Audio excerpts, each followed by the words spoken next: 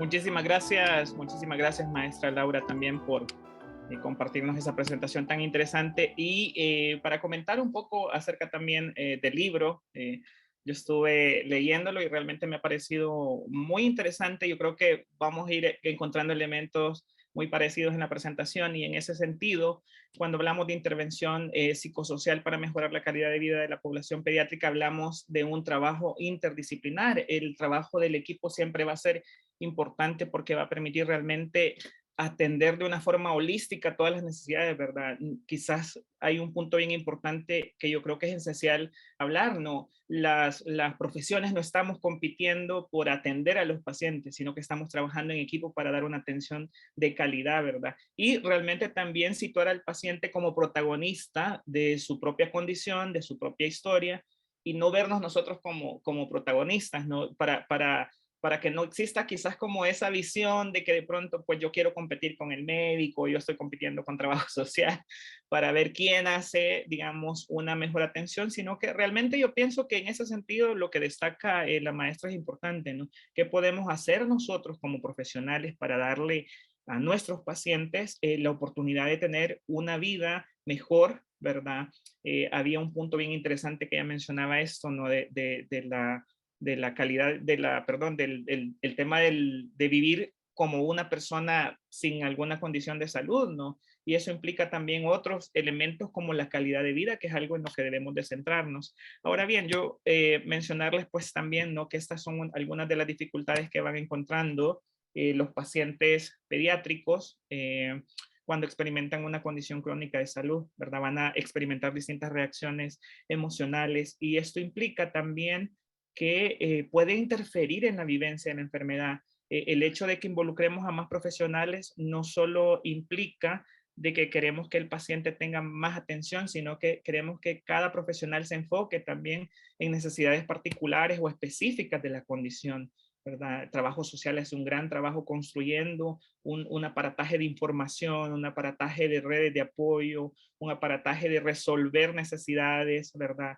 eh, Ven cómo gestionan el tema de acceso a medicamentos, acceso a transporte si los pacientes viven lejos, ¿verdad? Acercarle el medicamento a una red hospitalaria más cercana a su hogar, enseñarle cómo llamar, a dónde llamar en caso de algunas situaciones. Psicología se enfoca también en su rama, medicina también en su rama. Entonces, es importante que veamos esto como algo valioso, ¿no? Una construcción valiosa de todos los profesionales, ¿verdad? Estas distintas reacciones emocionales van a incidir en la vivencia de la enfermedad y van a incidir también en la relación que tengan con el paciente y con el demás, perdón, con el cuidador y con el demás personal que atienden, ¿no? ¿Verdad? Hay un abandono de la cotidianidad, como ya lo mencionabas, y esto también se manifiesta en la familia, ¿verdad? La familia tiene que cambiar su eje de trabajo, ¿verdad? Porque tenemos una persona que va a necesitar de pronto más asistencia, más acompañamiento, va a necesitar alguien que mientras esté pequeño, ¿verdad? Y vaya creciendo, va a necesitar alguien que se dedique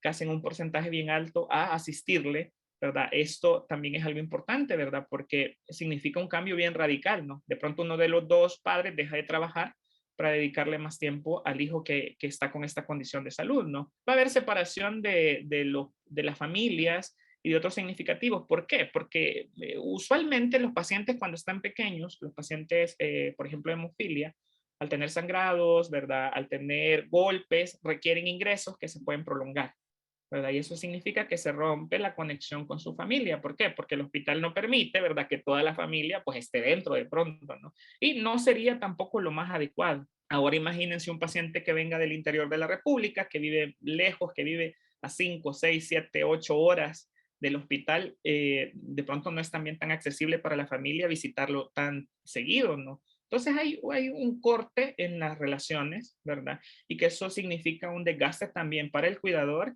y para el paciente, porque sí necesita de ellos, ¿no? Para seguir creciendo emocionalmente, socialmente y, en fin, en otras áreas, ¿verdad? Va a haber pérdida de roles. El niño, ¿verdad? Pasa de ser un niño a ser un paciente, ¿verdad? Deja de ir a la escuela, deja de frecuentar la iglesia u otros grupos que son importantes en su crecimiento. Y en ese sentido, cuando nosotros vamos trabajando cómo construir unas condiciones idóneas para el tratamiento de los pacientes, le devolvemos también estos beneficios, ¿verdad?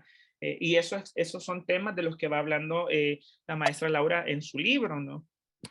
Una cuestión importante que hay que recalcar es que nosotros antes teníamos un modelo lineal de atención y esto implicaba que el paciente pediátrico y su cuidador iban pasando, ¿verdad?, por los distintos profesionales y no siempre realmente estos estaban relacionados, ¿verdad? Sino que existe nosotros decimos la famosa referencia, ¿no? ¿Verdad? Que bueno, pase a psicología y ya el médico, digamos, suelta eso y ya psicología se encarga y luego pase a trabajo social y el médico suelta eso y solo lo ves trabajo social. Este modelo contribuyó por mucho tiempo a que el paciente se viera como segmentado, a que el paciente y su cuidador se viera como segmentado, no como un todo. Luego, la experiencia, ¿verdad? El hecho de poder ir trabajando, que es un capítulo completo el que dedica la maestra al trabajo interdisciplinar, nos permitió volver esa integración al paciente y a su cuidador. Ya no verlos como incluso antes asumíamos paciente, cuidador, ¿verdad? Como por separado, cuando realmente es un binomio bien importante, ¿verdad? Un binomio que construye una relación que nos permite a veces acceder a más información, pero también a veces nos dificulta la interacción, ¿verdad?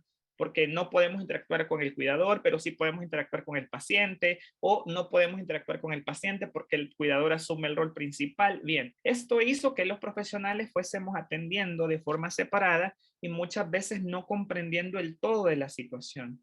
Y lo que se nos vino ocurriendo un poco más adelante fue quizás construir un modelo interconectado, un modelo de equipo interdisciplinario, ¿no? Donde lo que les decía yo que es bien importante, situar al paciente en el medio como el protagonista de la condición, apegado a su cuidador también, porque en un inicio, cuando los pacientes son pequeños, es el cuidador quien asume la mayor parte del trabajo, es el cuidador quien asume la mayor responsabilidad de ir generando o de ir de alguna forma construyendo y empujando todo lo que nosotros como profesionales le vamos enseñando, ¿no? Él se encarga de ser una caja de resonancia de lo que el equipo enseña, ¿sí? El cuidador está de pronto promoviendo la profilaxis, está de pronto promoviendo la psicoeducación, está de pronto promoviendo las medidas de cuidado, está promoviendo la enseñanza de cómo preparar factor, de cómo preparar las condiciones para aplicárselo. Entonces, vean cómo este modelo construye una relación, ¿verdad?, que está en torno a todos los profesionales y que todos están conectados entre ellos mismos, pero también con la atención directa a paciente y cuidador. Y este modelo nos permite visualizar al paciente como una unidad, ¿verdad? No por áreas separadas. Y nos permite también comprender de qué forma podemos darle respuesta o una respuesta ideal, idónea, eficaz a las necesidades que se van presentando, ¿verdad?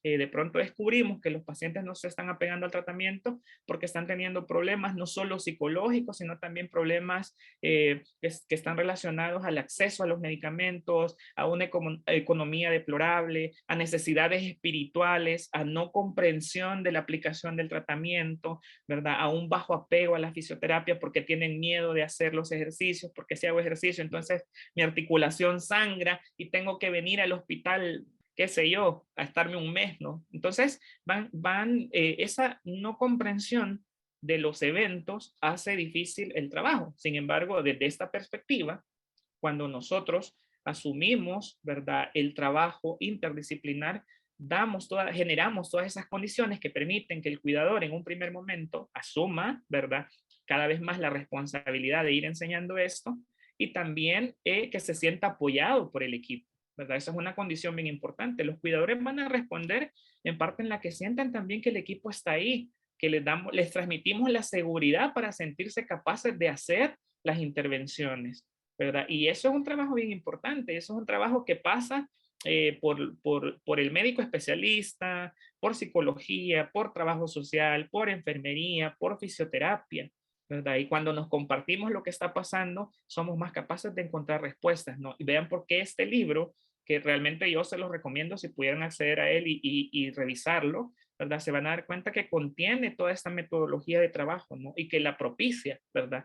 La genera, a pesar de ser un manual que ha sido orientado para pacientes, ¿verdad? Es un manual que los profesionales también tenemos que revisar, porque yo creo que podemos nutrirnos mucho nuestras intervenciones de lo que este manual va propiciando, ¿no?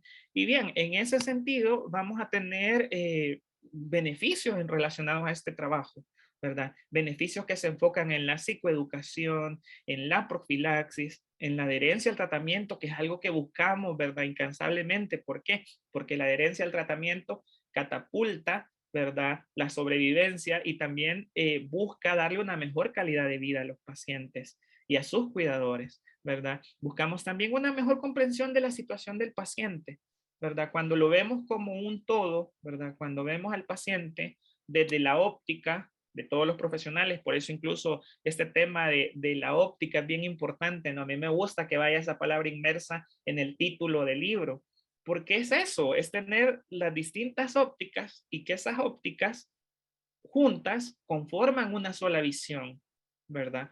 Entonces vean qué importante va a ser tener una mejor comprensión de la situación del paciente.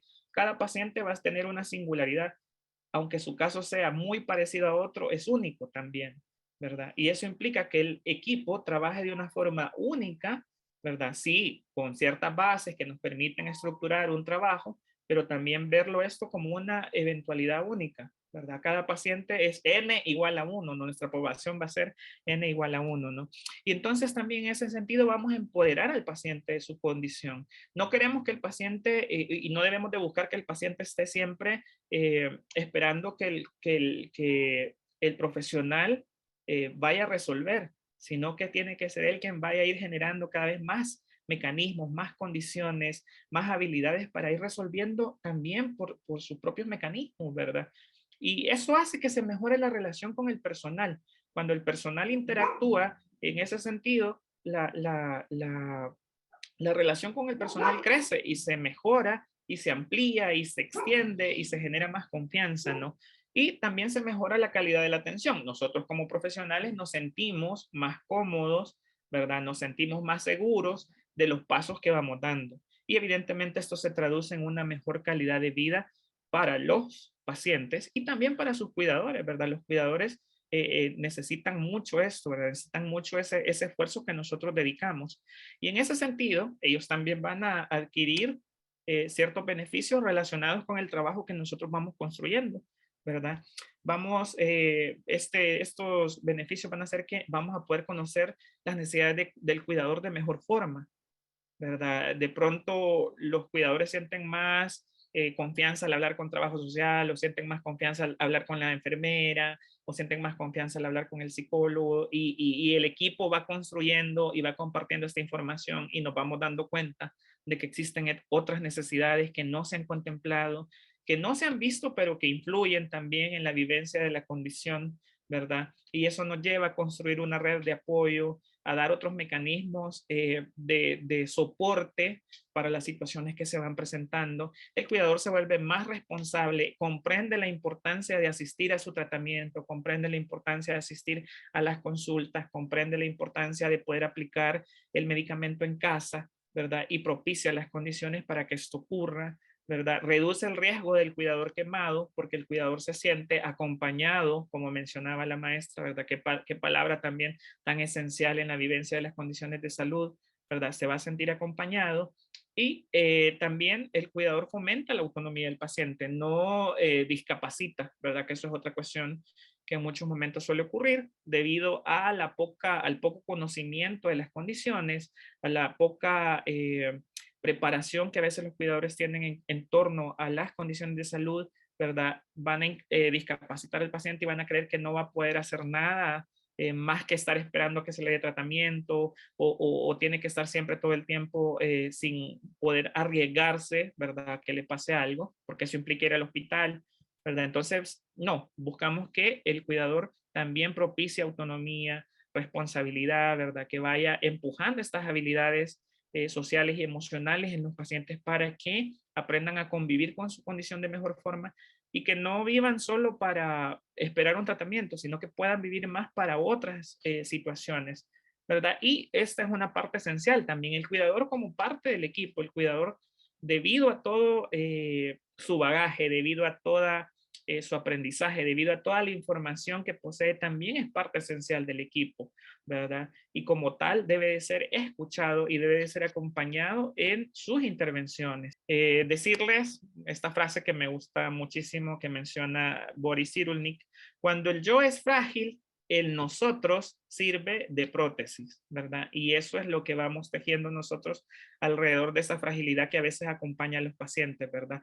Un mecanismo de soporte que permite ir sobrellevando las situaciones difíciles. Eso era pues mis comentarios en relación a la lectura del libro, ¿verdad? Conociendo la hemofilia desde una óptica del trabajo social, ¿verdad? Esta es mi información de contacto para quien guste conversar un poquito, algunas de las páginas donde yo colaboro también con contenido. Y pues eso es todo lo que tenía por compartirles. Muchas gracias.